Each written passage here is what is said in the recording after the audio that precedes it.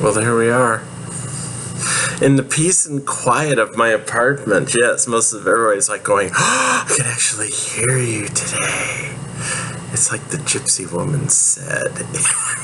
If we wait long enough, Cassidy will do a video from her apartment. Actually, yeah, there's a reason for this. I'm doing laundry. So right now I'm in the wash cycle. In a half hour I have to go down and throw everything in the dryer and bring another box up out of my car because I still have 2 boxes of books in my car. Jesus. So, yes, and here I have to show you my new t-shirt. Yes, I got some of my new mermaid t-shirts yesterday. So I have resting beach face. Doesn't she look like an angry little mermaid? Yes, flip that tail, honey. I love my mermaid stuff, yes. So my plan today is I'll record this video while I'm washing clothes. I figure by the time I'm finished, I'll be able to go down and throw everything in the dryer. I'll start posting this up to YouTube. And then there's a new breakfast place just down the street that makes donuts and fresh coffee and everything else. So I'm going to go check that out. I'm not going to take my computer with me. I'm just going to go down and check it out. It's only like a couple of it's actually in the next block. No, wait a minute. It's 2 blocks down. Yeah. It's so far to walk. So,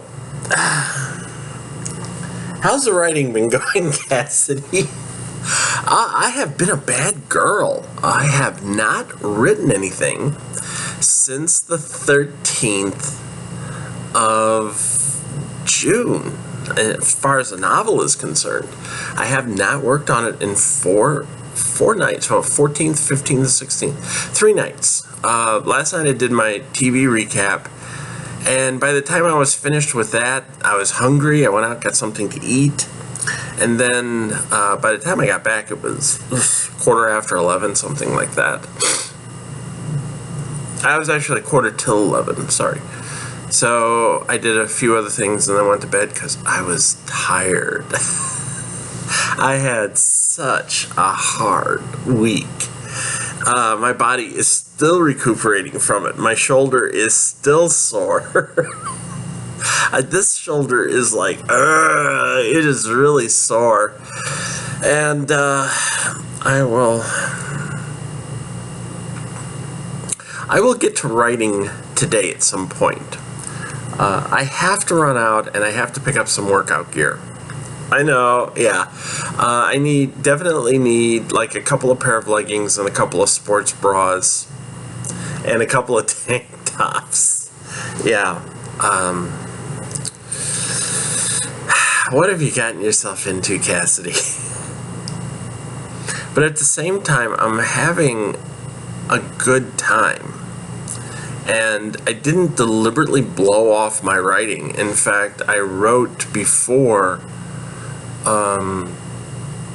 twice actually before practices. I wrote I wrote my Orphan Black recap before practice, and I wrote like 700 words in the novel on the 13th before practice. That's one of the nice things, is that practice doesn't actually take place until 8:30, except on Wednesdays. This coming week I have practice on Monday 8:30 to 10:30 at night. Yes, we're late owls. And that was the night we actually went out for ice cream last week. So by the time we got done, I was home. It was like 11:30. And by the time you jump in the shower and get out, it's midnight. You do not feel like writing. You feel like icing yourself down. So you take some ibuprofen and you put ice packs where necessary. My shoulder. Ow. It does. It hurts. It's sore trying to lift it. I'm trying to get the mobility back into it. And then same thing for Tuesday night. And then Wednesday night we practice from 9 to 11 at night. Jeez. So the same thing. By the time we get out of our gear and get packed up and we get back home, and get in the shower and clean up, and then you're ready to relax. It's a quarter till 12. It's a quarter till midnight. And so then you pop some ibuprofen and you put ice on your sore areas and you sit around for about a half hour waiting for it to take effect, and then you go to bed. And I haven't been getting much sleep this week. So yesterday when I got home from work, yesterday when I got home from work, I decided I was going to take a short nap. Yeah. And I was out for about an hour and a half. I just, like, when I woke up, I was like, what time is it? The sky looks different out there. And yeah, it was like 7:40 or something like that. I was like, oh my God. I didn't think I was asleep that long. Christ. My life has turned around. But I haven't been drinking. Seriously, I have not been drinking. That was the thing that was starting to worry me a little bit, is like every time I go out and get something to eat, I knock back like 3 glasses of wine or something like that. Now, last night I went out for tacos. I went down to La Noche Cantina, the night canteen, and I had filet tacos. Yeah, they're delicious. And a margarita, and that was the first alcoholic drink. That was the first alcoholic drink I had all week. I actually drank something last Sunday, and it did not sit well with me. Really. I had this happen once before.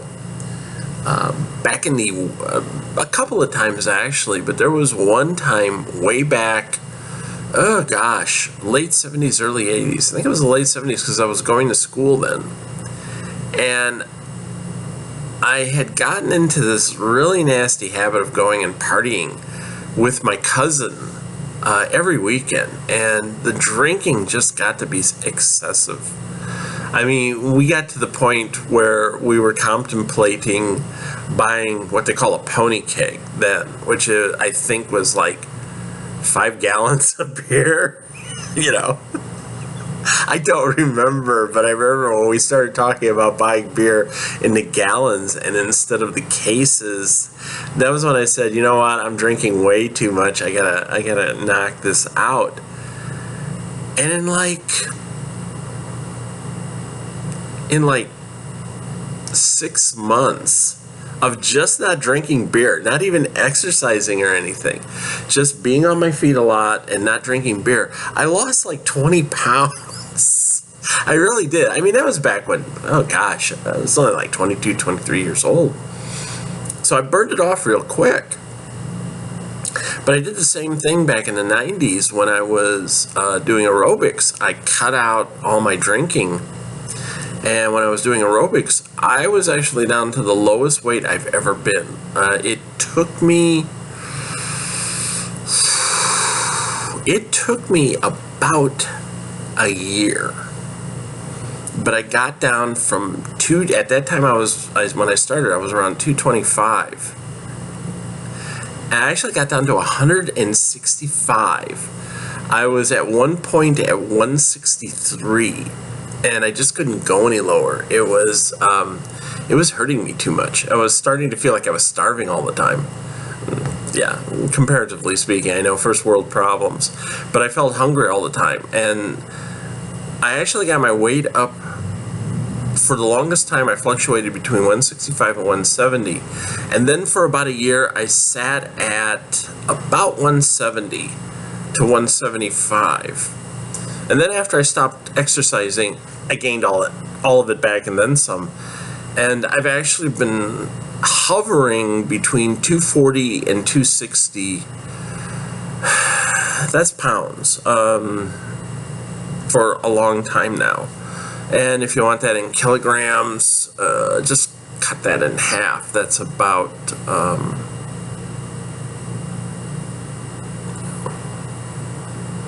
about 125 kilograms. Yeah, somewhere around there. About 120, 125 kilograms. But now that I've cut out my drinking, I mean, I've basically, I'm starting to burn off my fat reserves.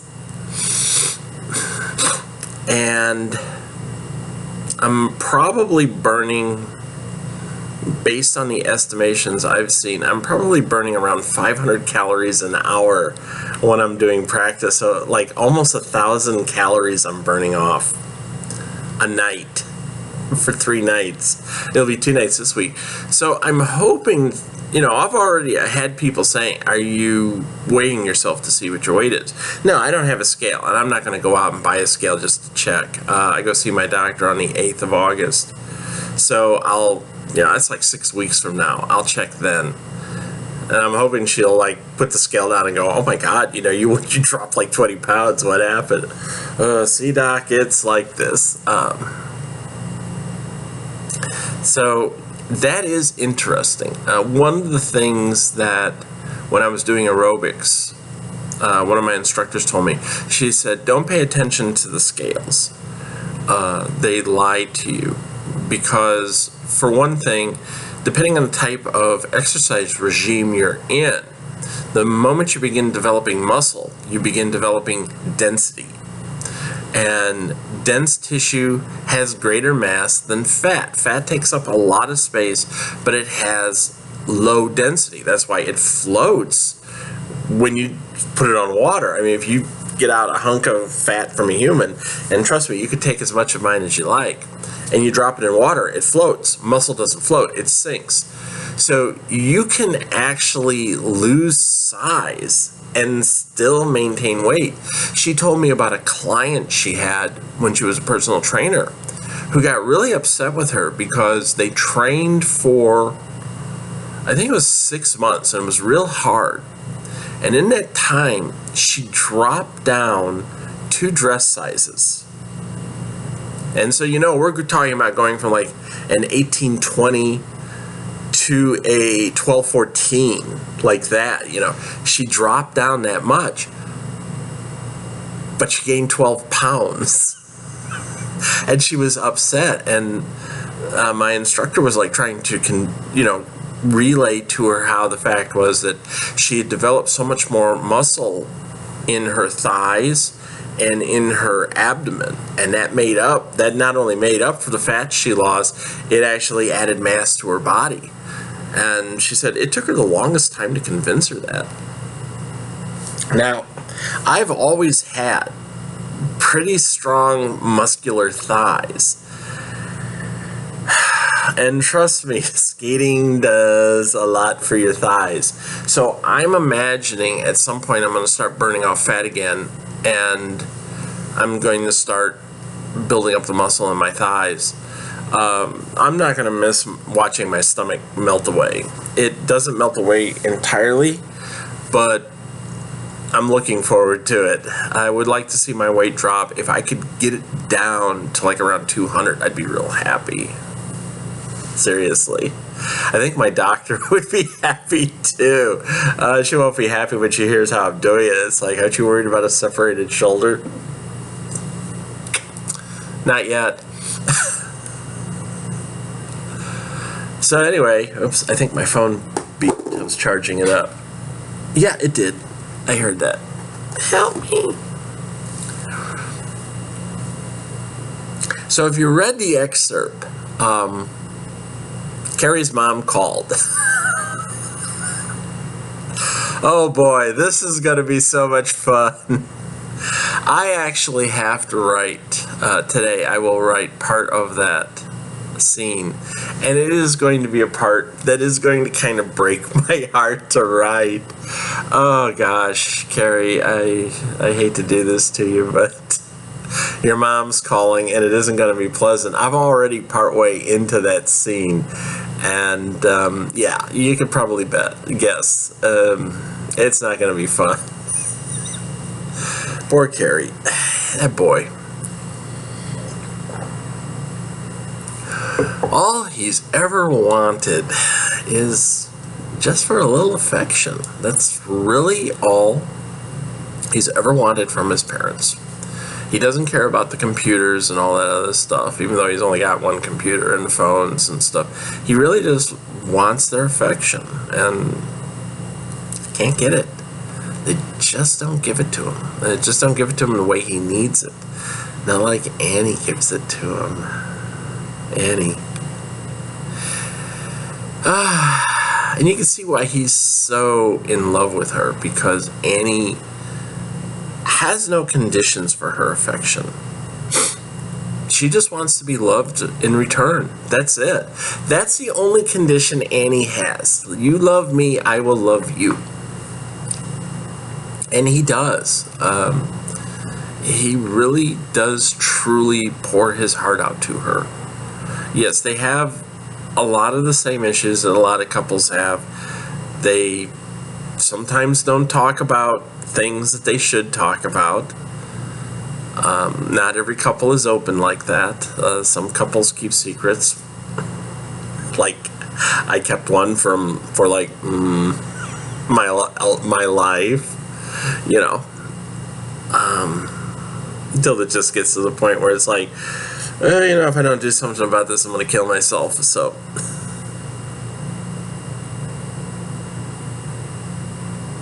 yeah. But yeah, they do.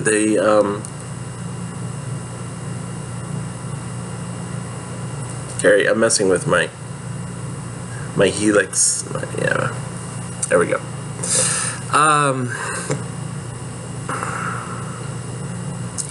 That's just the way they are. Carrie just wants to be loved. Annie wants to be loved. And the only conditions they have for each other is that you love me without any conditions, without any restrictions. And they do. So, that's a really good thing they have. No restrictions, no conditions. Just, I'm there for you, you're there for me.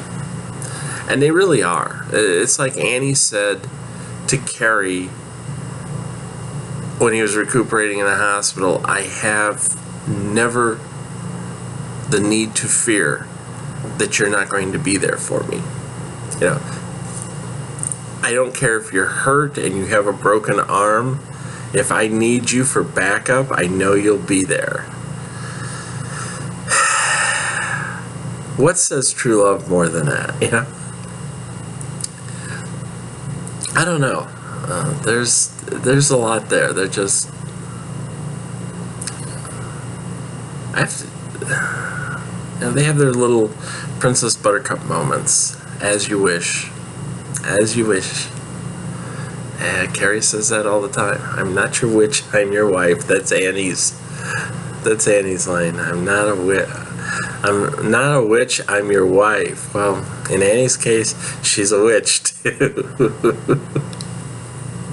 I'm not a witch, I'm your wife. Poor Annie. I shouldn't say poor Annie. Annie's got it pretty nice too, but she has her issues. Carrie has his mommy issues, Annie has her daddy issues. Got your daddy issues. Speaking of Annie, notice, like how I segued that? I actually had the opportunity yesterday to talk to the real Annie. Yes, the one who created Annie. I struck up a conversation with her on a completely different subject. But we sort of, after like 3 or 4 minutes, it sort of swerved in another direction. And that direction, of course, being that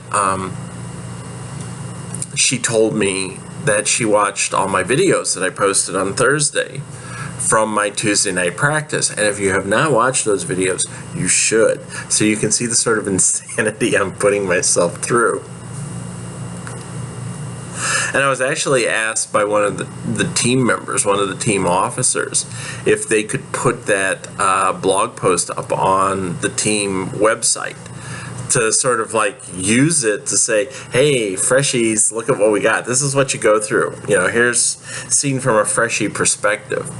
So she was she saw that and she was like, wow, I really have to applaud you that you get out and do that. I would trip over my own feet and all this other stuff. And, we went back and forth for a while on that. And then, because this is the real Annie talking, and she knows her Annie, and her Annie is almost like my Annie. So they're kind of the same, but she knows Annie's way of thinking. And I trust her on this. And she said, Annie would probably love Derby. She said, I could see Annie out there in her pads and on her skates with her helmet on, going around a track, because it would be a good way for her to get rid of all that aggression without having to normally fight people. And I'm sitting there thinking about it, and I go, yeah, but, how would I put that together? And of course, the thing you have to know about the real Annie and me is that back in the late days, back in 2011, 6 years ago, when we first started coming up with the concept of Annie and Carrie, we used to brainstorm like this all the time. And it was amazing the sort of stuff we actually came up with. She's very good with high concept. And I'm really good with filling in the blanks on those high concepts. So, like when we developed the school's layout, we figured out what we needed and what it was going to look like, and we came up, together. She and I actually came up with the concept of the hall in the middle with the pentagram around, and the students living in the individual towers in the pentagram wall. And where we placed it, up in Maine actually, and all this other stuff, and we came up with different locales and everything. So when we get to brainstorming, it doesn't take us long to connect on an idea. We just sort of like, boom, we hit on it quickly. And I would say, like, in a course of about 5 minutes, we together actually kind of figured out, what